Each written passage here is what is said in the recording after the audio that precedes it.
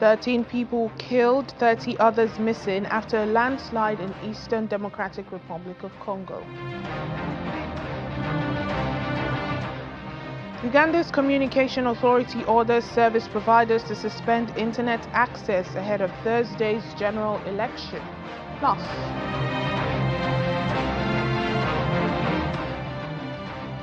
Nigeria calls for equitable climate finance at the ongoing Abu Dhabi Sustainability Week in the United Arab Emirates.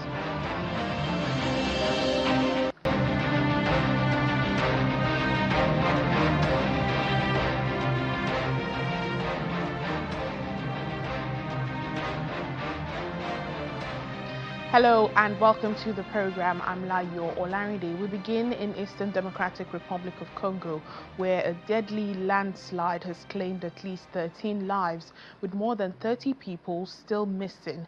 The disaster struck in the early hours of Tuesday around 1 a.m. local time in Burutsi village, North Kivu province, after hours of heavy rainfall.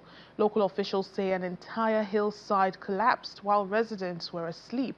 The landslide has cut off the main road linking Goma to the provincial capital Walikale, severely hampering rescue efforts. Authorities say they have appealed for government assistance, but access remains a major challenge. This tragedy unfolds in a region already battered by years of conflict involving multiple armed groups, including the M23 rebels, deepening an ongoing humanitarian crisis in that eastern region. In the meantime, fighting has continued despite a recent peace deal, forcing thousands more people to flee. With displacement camps dismantled and aid stretched thin, many families are now relying on host communities or crossing borders in search of safety.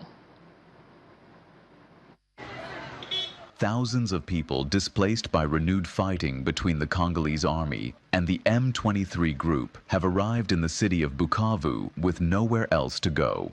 With camps closed, many are staying with relatives, strangers, or charities already struggling to cope. Many families are already sleeping outside, unsure of what they will eat and without access to water. In Kabare territory, 3 deaths have already been recorded because of the lack of drinking water. There is no medical care, no assistance, and gunfire can still be heard in many areas. Many children fled their villages with nothing, leaving their education behind. Children are now facing hardship in the city. They cannot return to their schools as fighting continues every day. Many cannot even afford internet access to follow online classes. Across the border in Burundi, tens of thousands of Congolese refugees have flooded into camps like Busuma in Buhumuza province. What was meant to ease congestion has become overwhelmed. Families crowd into makeshift shelters. Clean water is scarce and disease is spreading. Our main concerns are toilets, food and water. Cholera is spreading because there is no drinking water and no proper waste disposal. For parents, fear is constant. There is famine, disease, and almost no medicine. Look at what they gave me for my child. My child is dying. Can this really cure malaria? Officials say the scale of displacement has far outpaced preparations. We only have 2 UNHCR water tanker trucks. Given the number of refugees here, this is nowhere near enough. Since December, more than 100,000 Congolese refugees have crossed into Burundi. Cholera outbreaks have killed dozens. Malaria and severe malnutrition are rising fast. All of this is unfolding despite a US-brokered ceasefire between the Democratic Republic of Congo and Rwanda. Kinshasa insists the M23 is backed by Rwanda. Kigali continues to deny it. Uganda's Communications Authority has ordered all service providers in the country to suspend internet access ahead of Thursday's general election, citing public safety concerns. The Uganda Communications Commission says the move is aimed at preventing online misinformation, electoral fraud, and the incitement of violence, acting on what it calls a strong recommendation from security agencies, including the army and police. The suspension began at 6 p.m. local time on Tuesday with no clear timeline for restoration. While mobile data services are already down for many users, voice calls and SMS are expected to remain functional. Well, the shutdown comes as President Yoweri Museveni, the 81-year-old, seeks another term in a closely watched rematch against opposition leader and former pop star Robert Kyagulanyi, popularly known as Bobi Wine. And this is a country with one of the world's youngest populations. Nigeria's President Bola Tinubu has again called for equitable climate finance and robust capacity building for developing countries that will help them support true climate commitments without losing focus on advancing their development and priorities. The president made this advocacy while delivering a keynote address on the first day of the ongoing Abu Dhabi Sustainability Week in the United Arab Emirates. He also announced that Nigeria has concluded a comprehensive economic partnership agreement with the UAE to deepen trade and cooperation in renewable energy, infrastructure, logistics, and digital trade. Our State House correspondent Lanre Lasisi reports.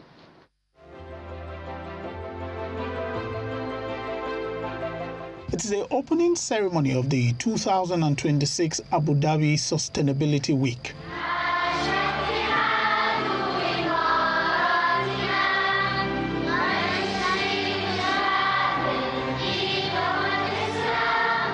The President of the United Arab Emirates, His Highness Sheikh Mohammed bin Zayed Al Nahyan, leads an audience made up of heads of states, ministers, business leaders, and others.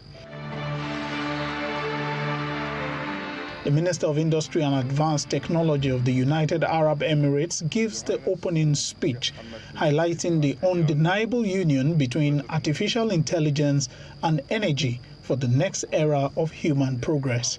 Artificial intelligence is rewiring every industry, reshaping every sector, and resetting expectations for global growth.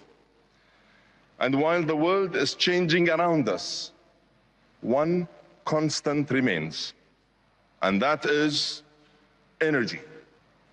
There is no artificial intelligence without actual energy. Next is the award ceremony for the Zayed Sustainability Prize, which sees several winners emerge. Let's hear it for our winner, NNE. Let's hear it for Base Foundation. The opening ceremony is followed by the first session of the summit, which featured President Bola Tinubu delivering his keynote address. Underscores the urgency. He says the summit is an opportunity to align climate action with energy access, economic growth, job creation, and social inclusion. The foundation of every modern economy is electricity. As an emerging economy in the global south, we understand the delicate balance between industrialization and decarbonization, so that one is not pursued at the expense of the other. We are calling for a fundamental shift in global financial architecture, a move away from the restrictive requirement of sovereign guarantees, which unfairly penalize developing countries.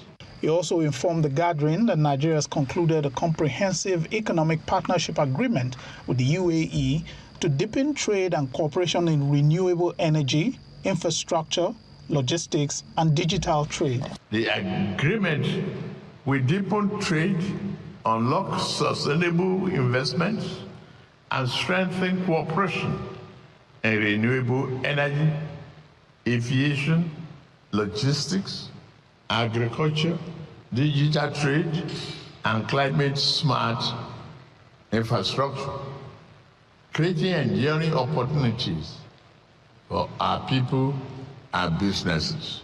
The president also announced that Nigeria will co-host Investopia with the United Arab Emirates in Lagos in February 2026, an initiative aimed at attracting global investors and accelerating sustainable investment inflows.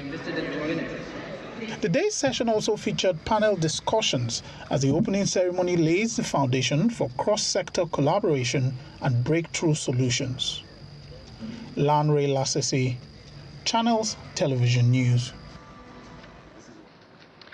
The United States House of Representatives has approved the renewal of the African Growth and Opportunity Act, commonly known as AGOA, a critical trade program that grants eligible African countries duty-free access to the United States market. In South Africa, AGOA has been instrumental in supporting automobile and manufactured goods exports, with about 22% of the country's exports to the U.S. benefiting from the scheme, generating billions of dollars in trade and supporting an estimated 500,000 jobs. Our South Africa correspondent Innocent Samosa examines what this renewal means for South Africa and the wider sub-Saharan African region. Now, based on the statement, the AGOA extension bill approved by the U.S. House keeps all current beneficiary countries, which includes South Africa, in the program for a further 3-year until 2028. Now, the approval of the AGOA renewal bill by the U.S. House of Representatives offers much-needed relief for South Africa and other eligible African countries at the same time. When there are global trade uncertainty, it means that key South African exports will continue to enter the U.S. market duty-free, helping local producers remain competitive and protecting jobs, of course, on the ground in critical sectors such as automotive, manufacturing, agriculture, and mechanicals, just to mention a few. Now, looking ahead, the 3-year extension to 2028 provides certainty and predictability for businesses on both sides of the Atlantic. Now, colleague, while shorter than hoped for, it gives exporters and investors the confidence to plan sustained operations and maintain supply chain, particularly in the face of rising tariffs and shifting global trade dynamics. Now, strategically looking ahead, the renewal also support African broader economic goals by, complementing the likes of the African Continental Free Trade Area and encouraging the development of regional value chains. Now, the approval is not yet final. We do know that the bill must still pass the Senate and be signed by the U.S. President Donald Trump. I'm Innocent Samosa for Channels Television News in Johannesburg, South Africa. Well, let's take a break now on the program. Still to come.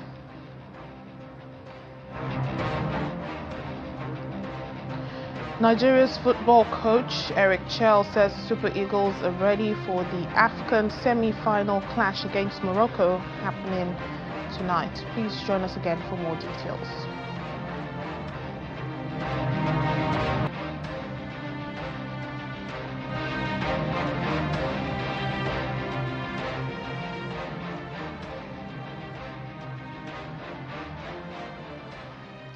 Welcome back to the program. We now turn to the United States, where the Trump administration is ending temporary protected status for Somali immigrants, a move that could see thousands become eligible for deportation. The Department of Homeland Security says conditions in Somalia have improved enough to no longer justify the protection. As a result, from March 17th, around 2,500 Somalis will lose their legal status and work authorization in the U.S. Homeland Security Secretary Kristi Noem says the decision follows U.S. law and national interest, insisting that temporary means temporary. The move comes amid a renewed push by President Donald Trump to tighten immigration enforcement, particularly in cities with large Somali communities, raising fresh concern among advocates and immigrant groups.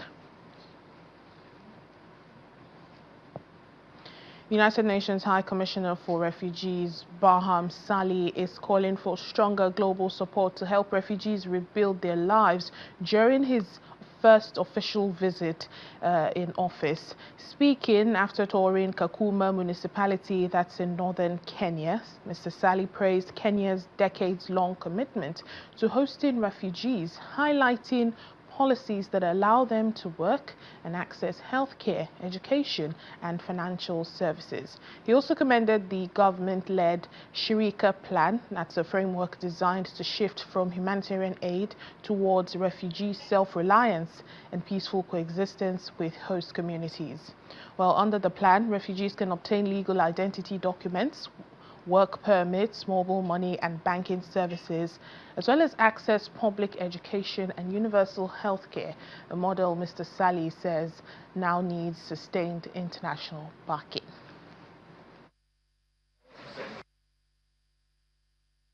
Visiting Kakuma, you understand the scale of the problem that we have. And obviously Kenya has been quite remarkable and truly stands out as a model for protection in this troubled region. The scale of the needs are undeniably still very, very high. But when you meet these young people, one is humbled by the resilience and by the commitment that they have to make in it. I remember my time as a refugee when I was at a refugee-led school. And I know what it means to be given the opportunity to study and be equipped in order not to lose years of your lives. And these are young girls that are there. I was so inspired and so happy to see this happening. We had the biggest problem of protracted displacement. It's just not on that we have people stuck in camps for years, sometimes more than a decades, and also to be trapped in a cycle of dependency on humanitarian aid. Our mandate as UNHCR is to provide protection, provide life-saving and humanitarian assistance to people in need, absolutely, but it is also, as the convention says, durable solutions. That must become a focus with the number of people that are condemned to protracted displacement is something that we as an organization really needs to be focused on. Kenya is moving in the right direction. Kenya has delivered an important initiative as some other countries in this neighborhood have. This is something that we need to support, engage with.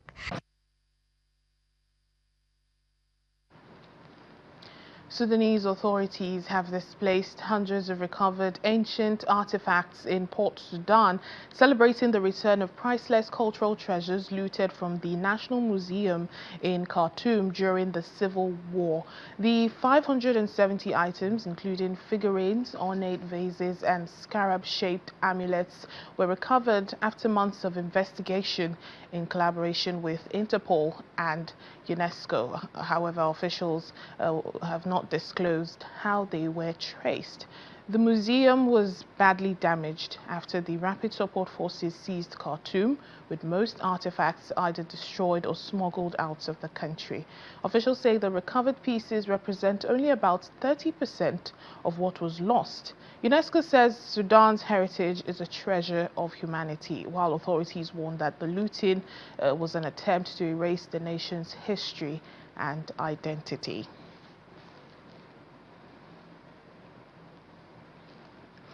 Well, as the Super Eagles of Nigeria battle the Atlas Lions of Morocco in the semi-finals of the Africa Cup of Nations tonight, coach Eric Chell says the team is ready for the game.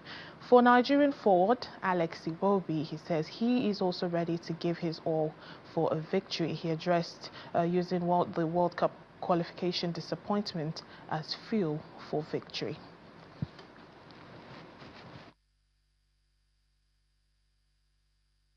Morocco is the biggest test. Every game is the biggest test for this team because the expectation is so big. So we are ready for this game, for all of these games that we play in this tournament. Because we try to play every game like the last, and we will give everything, and we gave everything. Financially, I don't know because I don't pay. I don't pay the player. I have no money. Emotionally, like we said, me and Alex, we don't know what happened after this game, if we win or if we lose, because this is the football. But like I said, I'm so proud of my player. They are together.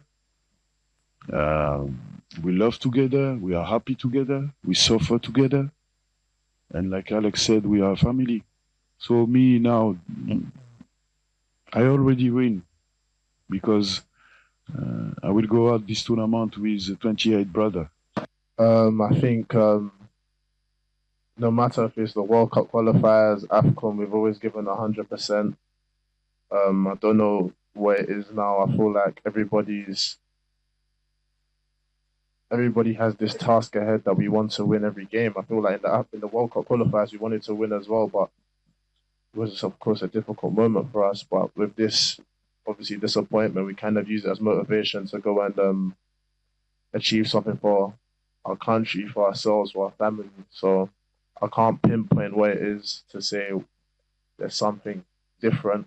I just know we have the same mindset, the same mentality, and the same application. So we're just grateful that we're doing really well at the moment. And the same attitude we had in the World Cup qualifiers is the same attitude we have in the AFCON. And we're just trying to do our best.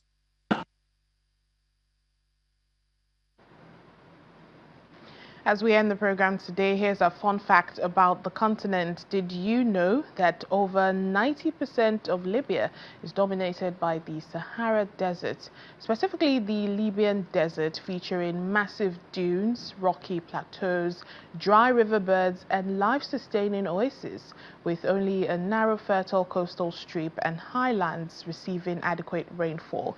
And this makes it one of the hottest and driest places on Earth.